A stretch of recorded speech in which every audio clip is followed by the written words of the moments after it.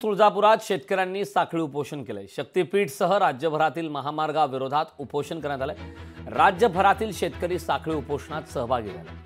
कवडीमोल दरात शेतकऱ्यांच्या जमिनी खरेदी करत असल्याचा आरोप करण्यात आलाय। महामार्ग रद्द न केल्यास निवडणुकीत सरकारला धडा शिकवण्याचा इशारा दिला।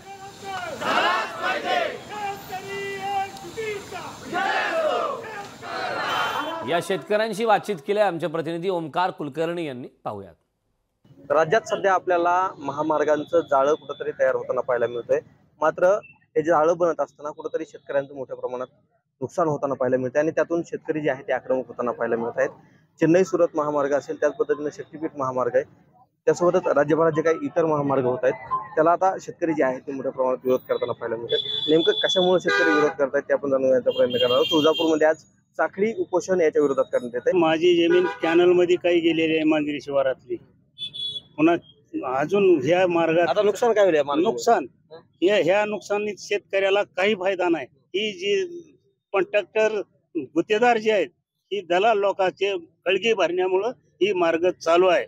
सरकारचा ही शेतकऱ्याचा विरोध आहे। जर शासनाने महामार्ग नाहीत रद्द केले, मला वाटतं या झालेल्या लोकसभेमधून कोणताही धडा ह्या शासनाने घेतलेला नाही।